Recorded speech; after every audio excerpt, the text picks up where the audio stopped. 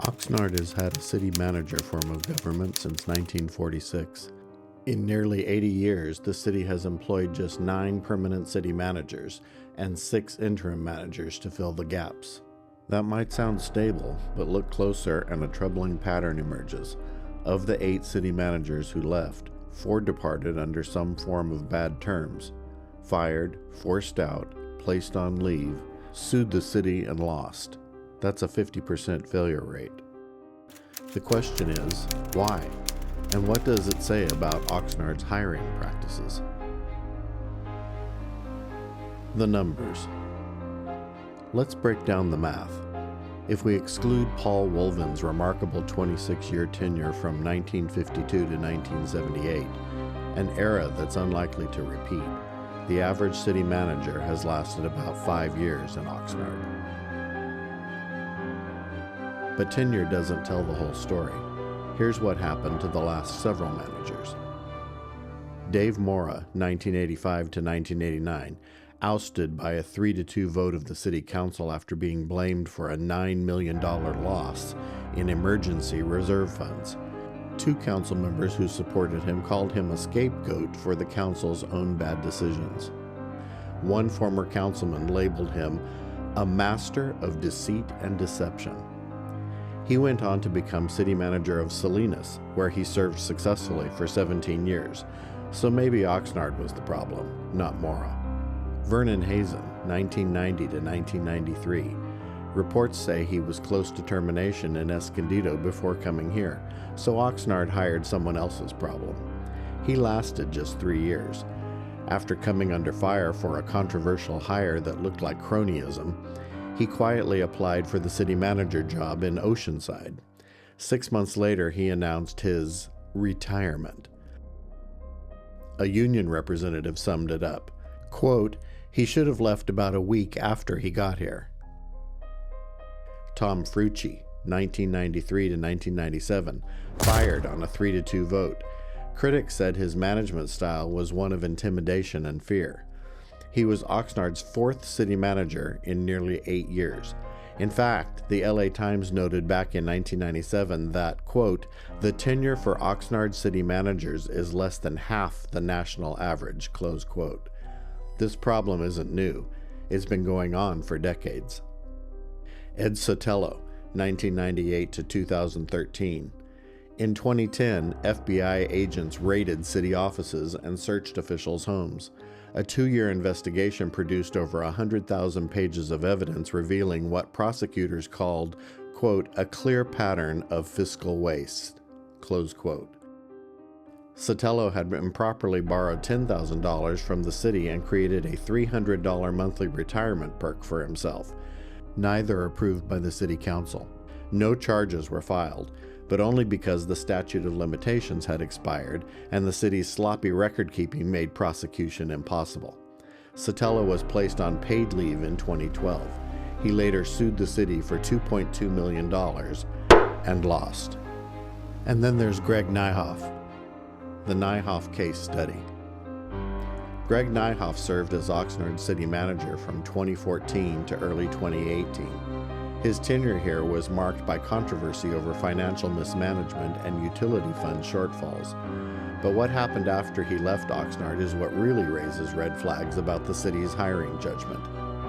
Nyhoff went to Vallejo, and it was a disaster. He resigned in July 2021 amid multiple scandals. The city paid him nearly $600,000 in severance just to get him to leave. But that was just the beginning. 3 former employees had sued Nyhoff and the city for wrongful termination, alleging he engaged in corrupt and illegal conduct and fostered a hostile work environment. The results? 1 former employee settled for $1 million. 2 others received $1.85 million combined. That's nearly $3 million in settlements stemming from Nyhoff's mismanagement. And there was something even more disturbing happening under his watch. A police badge-bending scandal came to light. Officers were literally bending the tips of their star-shaped badges to mark each on-duty killing. When Nyhoff reportedly became aware of it, he allegedly did nothing to stop it. a police captain who reported the badge bending was fired and later received nearly $1 million in a whistleblower settlement. And all that was due to Greg Nyhoff, the man Oxnard previously hired to lead our city. And after he created chaos in Vallejo, you know what happened? He got hired again, this time as interim city manager for a small town in Texas. The pattern. Here's what concerns me most. Oxnard keeps hiring people who have never actually served as full-fledged city managers. Tom Frucci moved up from assistant city manager. He was fired.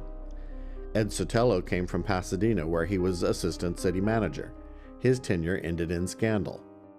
Vernon Hazen had city manager experience, but reports say he was about to be fired in Escondido before he came here. Greg Nyhoff had city manager experience, but what happened in Vallejo raises the question, what did Oxnard miss during the hiring process? The same man who ran our city went on to face allegations of corruption, retaliation, and cover-ups.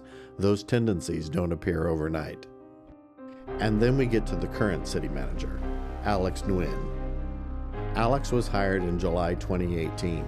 Before that, he was assistant city manager in Riverside, where he oversaw police, fire, and parks. But here's the thing. When Riverside city manager John Russo was fired in April 2018, the city promoted from within. They chose Al Zelinka, another assistant city manager who had been with the city for 6 years. Alex Nguyen wasn't selected. He came to Oxnard instead.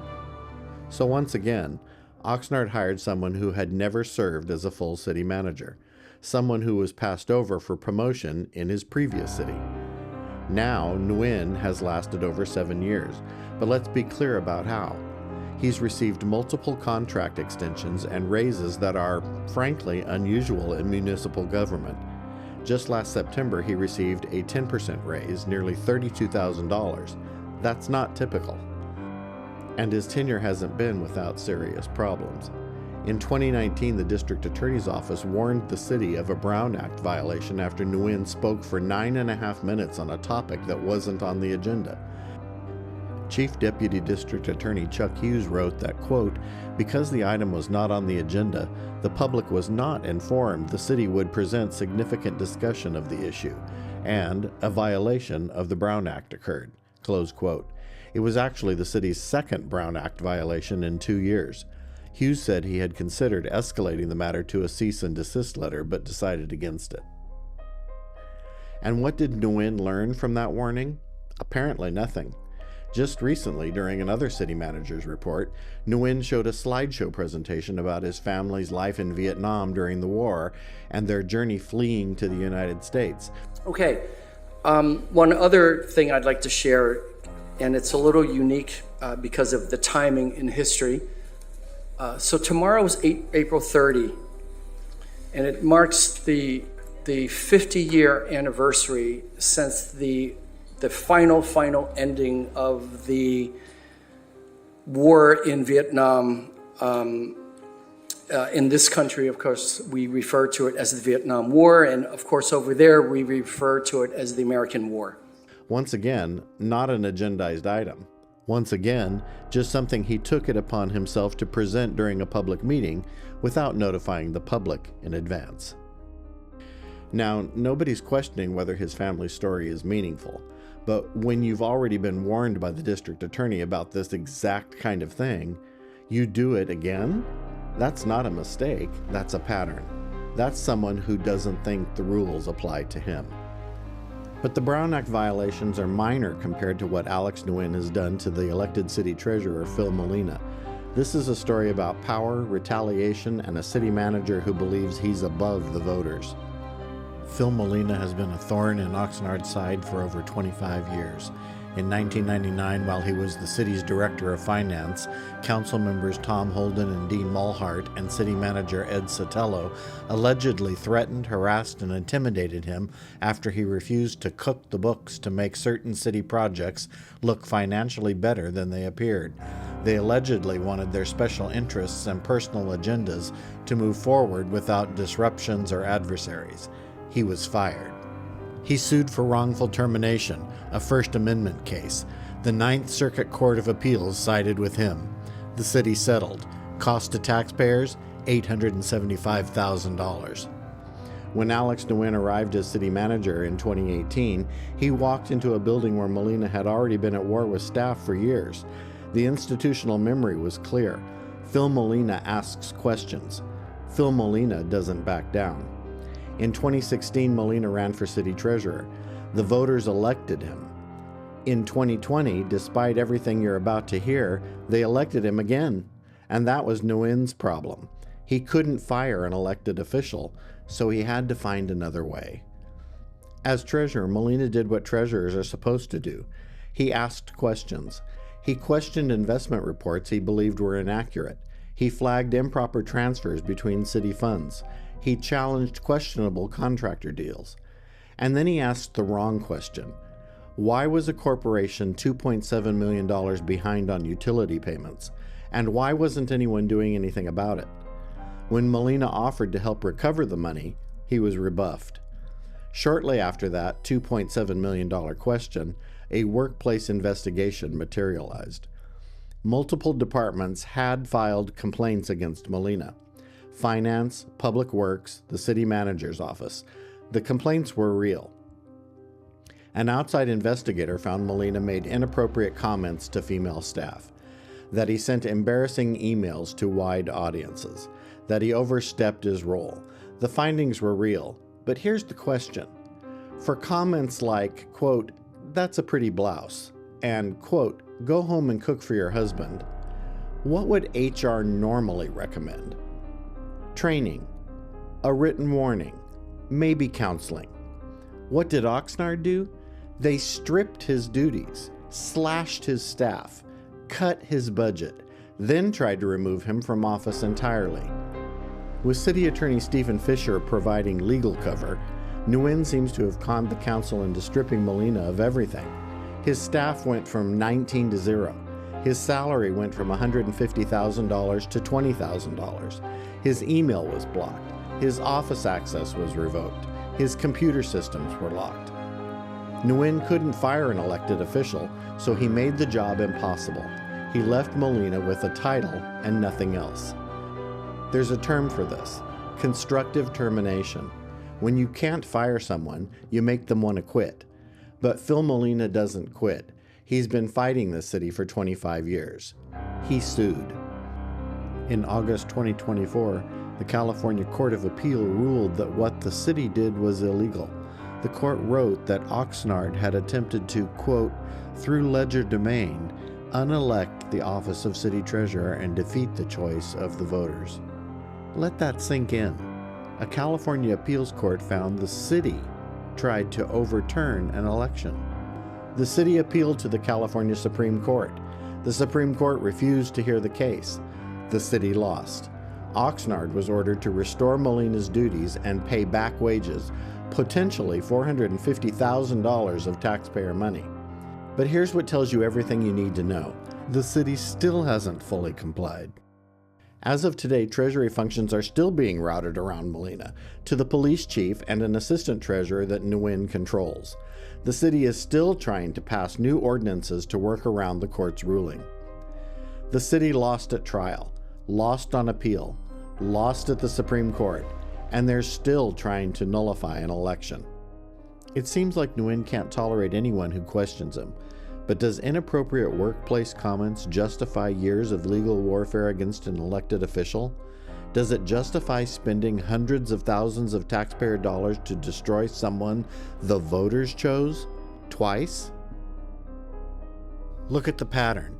In 1999, the city fired Phil Molina for raising questions about a sweetheart deal. Cost to taxpayers, $875,000. In 2020, the voters re-elected Molina in the middle of the campaign against him. The voters saw through it. In 2024, the courts ruled the city acted illegally. And the city is still fighting, still spending your money, still trying to destroy a man the voters elected. Twice. How much is this vendetta costing us? Legal fees, back pay, staff time, years of litigation, all because one man asked about $2.7 million in unpaid bills. What is Alex Nguyen so afraid of Phil Molina finding? To sum up, 50% failure rate, nearly $3 million in settlements from just one former manager's next job, a pattern of hiring people who've never done the job before, unusual contract extensions, Brown Act violations, and then doing it again, and a years-long vendetta against an elected official that courts have called illegal, but that the city keeps pursuing anyway. The LA Times called out this pattern in 1997. It's now 2025. Nothing has changed.